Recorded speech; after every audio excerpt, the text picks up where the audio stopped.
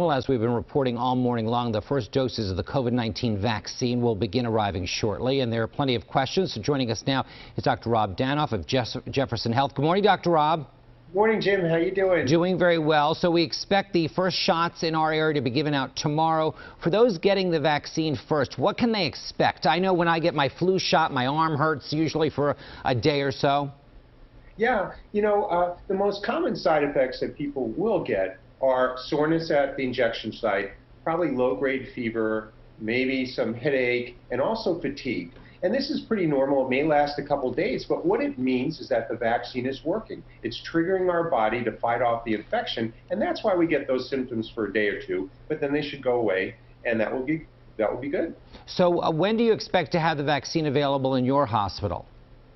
The hospitals in Philadelphia are looking at this Wednesday, and what they're doing is they're prioritizing those who have the most exposure to patients with COVID-19.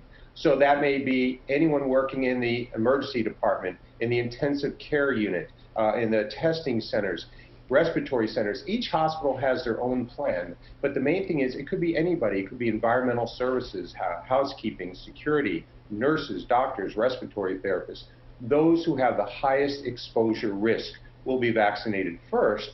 And then, Jim, we're thinking next week on the 21st, nursing homes. Walgreens and CVS have been contracted by the government to give these shots at those facilities. We thought it was going to be this week, but it seems like they may wait until next week. So the Pfizer vaccine needs to be kept extremely cold when it's being shipped and stored. What can you tell us about this process? I also heard that some of these vaccines actually need to be like diluted or something before you can get the injection. Oh, Jim, that's a really good point. So the Pfizer vaccine has to be kept ultra cold. They're arriving in facilities, potentially in our Philadelphia UPS facility later today, packed in dry ice.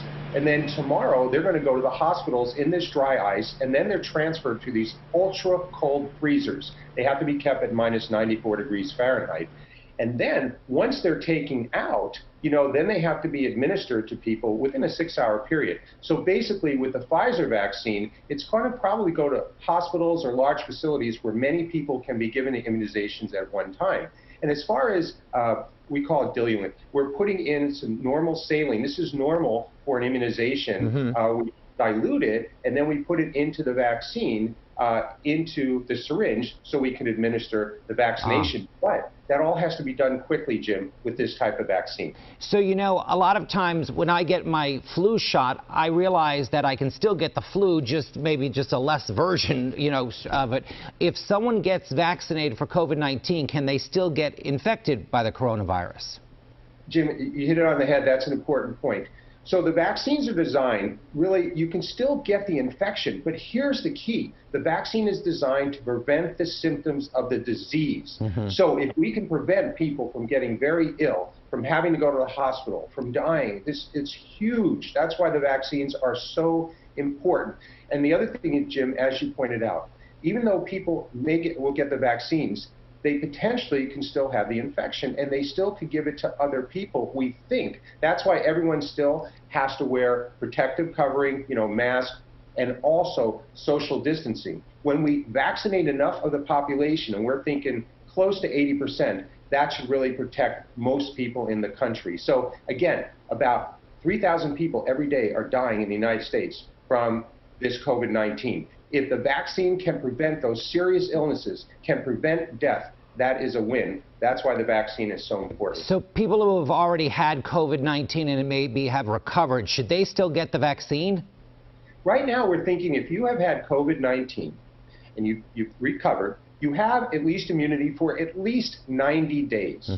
So you can get the vaccine, but what people are suggesting is you can wait those 90 days at least before you get your vaccine. So the answer is yes. If you've had COVID-19, you can get the vaccine, but please be reassured, your body has its own immunity for at least 3 months. We think a lot longer. What about specific groups? The vaccine is not yet approved for children. What will health experts be looking at with regards to moving forward with that group? Great point, Jim. So the vaccine wasn't tested, the Pfizer vaccine, in any child below the age of 16.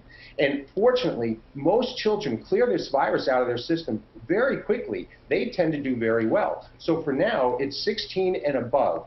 As we get more experience with the vaccine, then they may start to immunize those younger than age 16. In fact, the Moderna vaccine will be doing that. So right now, it's 16 and above, which is the vaccine is approved for emergency use. Well, thank you, Dr. Rob. We've run out of time for today, but I'm sure we'll have you back in the next few days. Continue to stay healthy and safe, my friend.